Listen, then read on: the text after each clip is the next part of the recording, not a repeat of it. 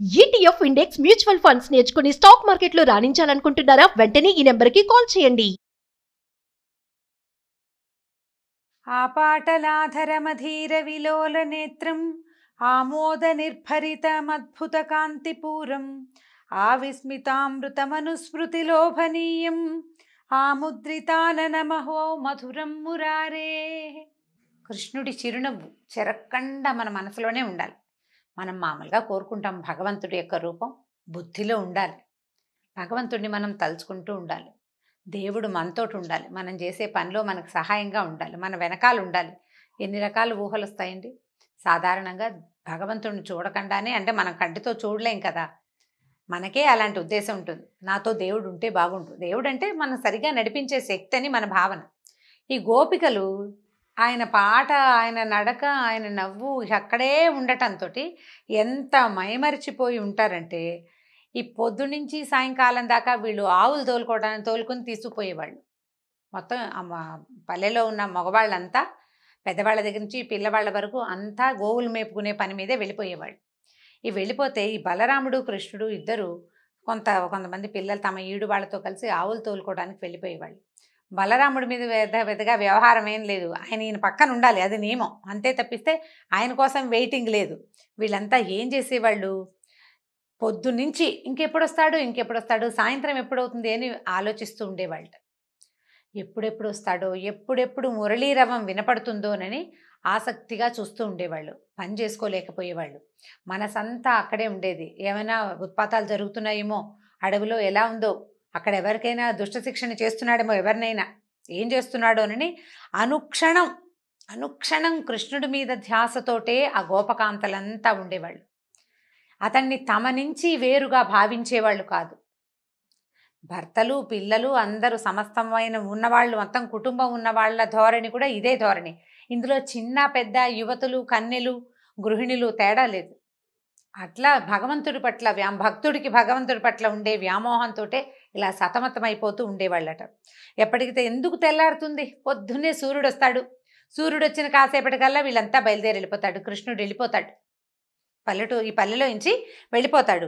రాత్రి రాకుండానే బ్రహ్మదేవుడు చేసేస్తే బాగుంటుంది, లేదా రాత్రిని తెల్లవారనివ్వకూడదు. రాత్రి వచ్చింది, ఇక తెల్లారకూడదు. రాత్రిపూట ఏవో పాటలు పాడుకుంటారు, ఏదో ఆటలాడతారు, ఆ పాటలు సంగీతం వింటూ నిద్రపోతాం. అలాగే ఉండాలి, అదే నిద్రగా ఉండాలి.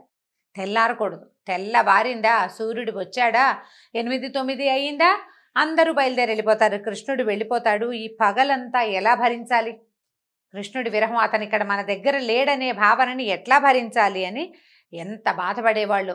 అక్కడి నుంచి రాత్రి ఎప్పుడైపోతుందా, ఎప్పుడు వచ్చి మనం ఈ కృష్ణుడిని చూసి అతని పాట వింటామా అని వేచి ఎంతసేపు ఇక అదే ధోరణి అనమాట. ఎప్పుడు పొద్దుగూకుతుంది, గోపాలుడు ఎప్పుడు రేపల్లెకి వస్తాడు, ఎప్పుడు నా నాథుడి ముఖపద్మం నాకు ఎప్పుడు కనిపిస్తుంది, అతను ఎప్పుడు నా దగ్గరకు వస్తాడు అని ఇక ఎంతసేపు ప్రతి వాళ్ళకి అతను తన దగ్గరకు వస్తాడన్న భావనే.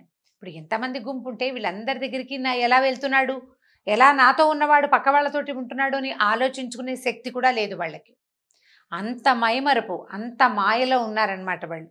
ఇలా వేచి ఉండేవాళ్ళు. చీకటి కాస్త ఇట్లా సాయంకాలం వెలుగు తగ్గేసరికల్లా కేకలు పెడుతూ ఉండేవాళ్ళట. అదిగో సూర్యుడు పడమటి కొండకు వెళ్ళిపోతున్నాడు, సాయంకాలం అయిపోయింది, గోవుల తాలూకు గోధూళి రేగుతోంది, అంటే దుమ్ము రేగి కనపడుతుంది. గోవులన్నీ నడుస్తుంటే దూరానికి దుమ్ము రేగి కనపడుతుంది, గోధూళి రేగుతోంది.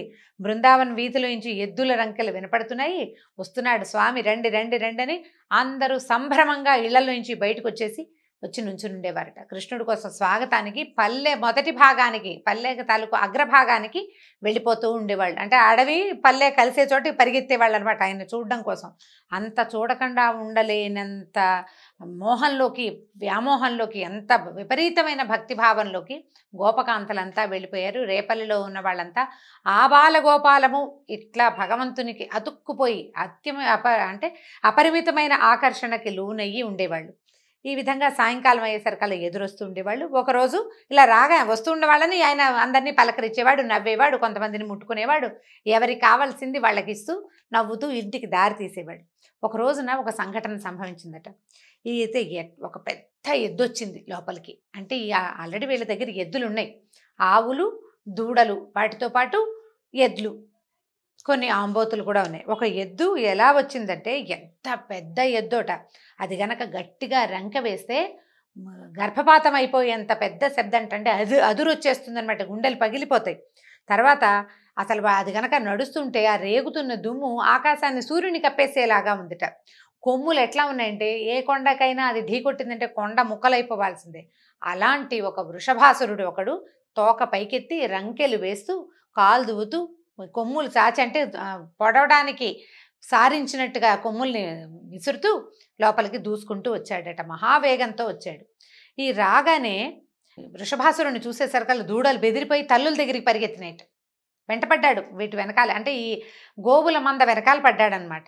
దూడలేమో అమ్మల దగ్గరికి పరిగెత్తినాయి, ఈ దూడలు ఆవులు కలిసి ఎద్దుల్లో పరిగెత్తినాయి, ఎద్దుల్లోకి మారినాయి అనమాట. అంటే గుంపు గుంపు ఒక రెండో గుంపులోకి చేరుతోంది. అక్కడి నుంచి దూడలు ఆవులు ఎద్దులు ఏకమయ్యి గోపకులానికి పరిగెత్తుకొచ్చేసినాయి. ఆ వృషభాసురుణ్ణి చూసేసరికల్లా నిదానంగా వస్తున్న వాళ్ళంతా ఓ గుంపు దూడలు వచ్చి ఆవుల దగ్గర, ఆవులు దూడలు కలిసి ఎద్దుల్లోనూ, ఆవులు దూడలు ఎద్దులు 3 గుంపులు కలిసి గోకులంలోకి పరిగెత్తుకొచ్చేసినాయి.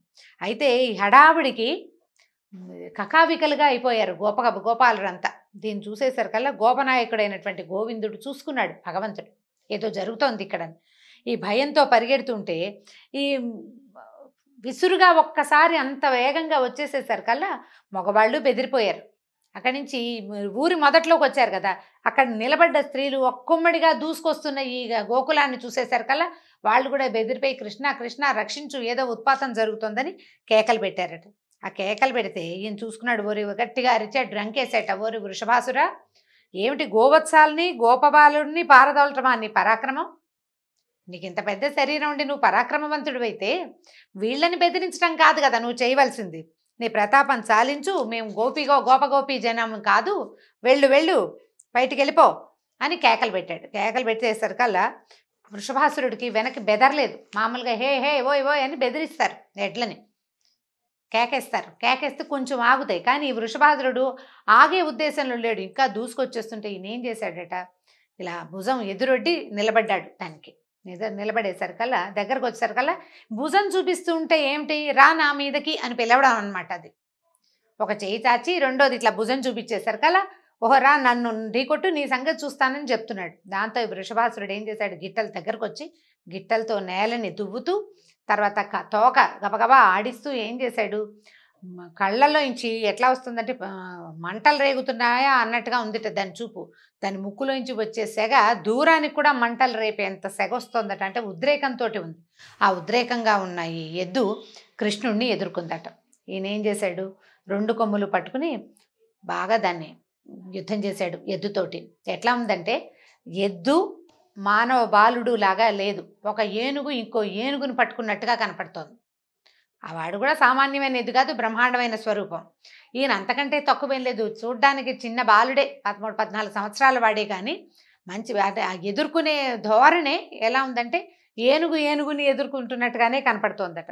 అక్కడి నుంచి ఎన్ని అడుగుల దూరానికో నెట్టి తోసేసేట వెనక్కి. ఈ కింద పడిపోయిన వాడు సొమ్మసిల్లి ఇలా ఒక్కసారి అమ్మో అని అనిపించింది. కింద పడంగానే అయ్యే బాబోయ్ వీడేమిటో తోసేస్తున్నాడు అనుకున్నాడు. మళ్ళీ లేచాడు. రాక్షసులు అంత తొందరగా ఏమంటారు, మన పరాజయాన్ని ఒప్పుకోరండి. కింద పడిపోయినా సరే మళ్ళీ లేచి మళ్ళీ వాడి శక్తి ఉన్నంత వరకు, ఇంతకుముందు బకాసురుడి సంగతి కూడా మనం అలాగే విన్నాం, మళ్ళీ వస్తాడనమాట వాడు. ఈ పడిన వాడు ఏం చేశాడు, ఇంకా వేగంగా వచ్చేసరికల్లా ఈసారి ఏం చేశాడు, 2 కొమ్ములు పట్టుకుని దాన్ని నేల మీదకి లాగేశాడట. ఎద్దుని లాగేసి కాలు వేసి దాన్ని గట్టిగా పట్టుకున్నాడు. పట్టుకునేసరికల్లా ఈ పైనుంచి దేవతలు చూస్తున్నారు, అమ్మో ఏదో చేస్తున్నాడు అని చూస్తున్నారనమాట. పైనుంచి స్పెక్టేటర్షిప్ చాలా ఉంది ఇక్కడ, వాళ్ళంతమంది చూస్తున్నారు. కింద నుంచిన వాళ్ళు ఆవులు దూడలు ఎడ్లు కాకుండా గోపబాలురు గోపీజనము ఇంతమందితో పాటు ఆకాశంలో దేవతలు కూడా ఉత్సాహంగా చూస్తుండగా ఏం చేశాడు, ఈ మీద కాలేసి కొమ్ములు పట్టుకున్నవాడు ఎడం చేతితోటి దాని కొమ్ము ఒకదాన్ని లాగేశాడట. లాగేసి ఆ కొమ్ముతోటే దాన్ని కొట్టాడు విపరీతంగా. కొమ్ములు కూడా చాలా పెద్దవి. కొట్టేసరికల్లా ఒక 5-10 నిమిషాలు గింజుకున్న తర్వాత ఇంకా ఏమీ చేయలేక ప్రాణాలు వదిలిపెట్టేశాడట వృషభాసురుడు. అందరూ ఓహో అన్నారు, శభాష్ అన్నారు, బాగా చేసావన్నారు, జై జై ధ్వానాలు చేశారు. హర్షాతిరేకంతో ఉప్పొంగిపోయారు. గోపాంగనులు చాలా సంతోషించారు. బలరాముడు గోవిందుడు ఇద్దరు, కృష్ణుడు ఇద్దరు చప్పట్లు జరుస్తూ నవ్వుతూ ఇంటికి వెళ్ళిపోయారట. అయితే ఇలా నడుస్తూ ఉంది గోకులంలో. వాళ్ళందరూ సంతోషంలో మునిగి తేలుతూ భగవద్భక్తిలో ఉర్రూతలూగుతూ ఆనందంగా నడుస్తూ ఉండగా వీరి ఆనందానికి భగ్నం కలిగించే కార్యక్రమం మొదలైందట. ఎలా చూడండి. ఒకనాడు మహానుభావుడైన నారదుడు కంసుడి దగ్గరకు వచ్చి, నువ్వు ఒక పిల్లని కొట్టావు, అది కాస్త పోయి ఆకాశంలో నుంచి చెప్పింది, నాతోటే ఉన్నవాడు ఒకడు నిన్ను, నాతోటే పుట్టినవాడు నిన్ను సంహరిస్తాడు అని. ఆ అమ్మాయి యశోద యొక్క కన్న కూతురు, శ్రీకృష్ణుడే దేవకీ గర్భ సంభూతుడు. అయితే బలరాముడు రోహిణి కొడుకు. ఆ రామకృష్ణులు ఇద్దరు నందుని మందలో ఉన్నారు అని చెప్పాడు. ఎంత బాగా చెప్పేశాడు చూడండి. 4 అంటే 4 వాక్యాల్లో నువ్వు చంపుతానని విసిరిన పాప ఏమో యశోద కూతురు. అక్కడ నందుడి దగ్గర ఉన్న వాళ్ళలో ఉన్నటువంటి పిల్లల్లో ఒక పిల్లవాడేమో రుక్మిణి సంతానము, రెండో వాడు దేవకీ గర్భ సంజాతుడు, అష్టమ గర్భ సంజాతుడైన శ్రీకృష్ణుడు. ఈ నందుని యొక్క మందలో అంటే ఆ గుంపులో అక్కడున్న చాలామంది గోపబాలుడితోటి, గోవులతోటి, గోవత్సాలతోటి కలిసిపోయి అక్కడ దాక్కున్నారు, వాళ్ళిద్దరూ అక్కడున్నారు అని చెప్పేశారు కల్లా కంపించిపోయాడట. ఆగ్రహము ఆవేశము పట్టలేకపోయాడు కంసుడు. ఎలా తప్పించుకున్నారు? ఇక్కడి నుంచి పిల్లాన్ని ఎవరు తీసుకెళ్ళి అక్కడ పెట్టారు? అక్కడి నుంచి పిల్లని ఎవరు తెచ్చి ఇక్కడ పెట్టారు? అప్పుడు ఆయనకి వెలిగింది, వసుదేవుడే చేసి ఉండాలి ఈ పని. నందుడికి అంత శక్తి లేదు. వసుదేవుడు అపరిమితమైన బలపరాక్రమాలు ఉన్నవాడు కాకపోయినప్పటికీ అతనికి చాలా దైవ బలం ఉందని చెప్తారు. ఎందుకంటే అతనికి ఆనక దుందుభి అని పేరుంది. నాతో మెతగ్గా ఉంటూనే ప్రతి పిల్లాన్ని నీకు అప్పచెప్తానని నాకు చెప్తూనే పిల్లల్ని దాటించేశాడు. తనది కాని పిల్లని తెచ్చి తన పక్కన పడుకోబెట్టుకున్నాడు. ఈ మాట అర్థమైంది. అప్పుడు చూడండి ఏమనుకుంటున్నాడు. బడుగు వసుదేవుడు కొడుకుల్ని నందవ్రజంలో జాగ్రత్తగా భద్రంగా దాచిపెట్టి మంచి మాటలతో నన్ను వంచాడు. ఈ మోసగాన్ని పట్టి పరమార్చాల్సిందేనని పరిగెత్తుకుంటూ ఏం చేసేటట్టు ఖడ్గం చేతబూని వసుదేవుణ్ణి చంపపోయాడట. చంపపోయేసరికి నారదుడు అన్నాడు, వసుదేవుణ్ణి చంపద్దు, ఇది నువ్వు చేయాల్సిన పని కాదు. నిన్ను చంపడానికి సిద్ధంగా ఉన్నవాడు ఒకడు పెరుగుతుంటే ముందు ఇతన్ని వధించడం వల్ల ప్రయోజనం ఉంది. ఇన్నాళ్ళు ఊరుకున్నావు, ఇప్పుడు వసుదేవుని సంహరిస్తే ఏమవుతుంది? ఇది కాదు కదా చేయవలసింది. చేయవలసిందేమిటి? ఎవడైతే నీ మరణానికి కారకుడని ఆకాశవాణి చెప్పిందో వాణ్ణి పట్టి పల్లార్చాలి. అంతేగాని వాడిని దాటించేసిన వాడిని ఏమైనా చేయటం వల్ల ప్రయోజనం ఏం లేదు. నారదుడు ఈ వాక్యాలు, ముందు వాక్యాలు ఎందుకు చెప్పాడో, తర్వాత వాక్యాలు ఎందుకు వద్దన్నాడో కంసుడు ఆలోచించుకోలే. తనని మరణం వైపుకి నెట్టడానికే నారదుడు వచ్చాడని అర్థం చేసుకోలేదు కంసుడు. చాలామంది ఇలాగే చెప్పా మాటలు వింటారండి. మనం ఎన్ని కథల్లోనో చూస్తాం. నీకు వీడి వల్ల మృత్యు వస్తుందని నారదుడు వచ్చి చెప్తాడు. చిత్రంగా మృత్యు వస్తుందని చెప్పిన నారదుడిని ఎవరు ఏమనరు. అంతటితో కానీ ఈయనకి కోపం తగ్గల. కంసుడికి అలక తీరలేదు. ఏం చేశాడట, దేవకి వసుదేవుల్ని సంకెళ్ళతోటి బంధించాడు. అంతకుముందు వాళ్ళ అంతఃపురంలో వాళ్ళు ఉన్నారు, వాళ్ళని తీసుకొచ్చి బంధించేశాడు. కేసి అనేవాడిని ఒకడిని పిలిచి గోకులానికి వెళ్ళి బలరామకృష్ణులు ఇద్దరిని సంహరించమని చెప్పాడు. ఆ తర్వాత ఏం చేశాడు, తన మంత్రుల్ని, భటుల్ని, మావటి వాళ్ళని, చాణూరుడు, ముష్టికుడు అనే 2 జగజ్జట్టీలు ఇద్దరున్నారు ఆయన దగ్గర, మంచి మల్ల యుద్ధ యోధులు. వాళ్ళని, సాల్వుడు, కోసలుడు మొదలైన వాళ్ళ ముఖ్యులైనటువంటి తన తాలూకు సామంతరాజుల్ని అందరినీ పిలిచాడు. అందరినీ పిలిచి మీటింగ్ పెట్టాడు. ఏ మీటింగ్లో ఏమి ఆలోచించాడు, ఏ రిజల్యూషన్ కంసుడు తీసుకున్నాడో వచ్చే భాగంలో తెలుసుకుందాం. నమస్కారం.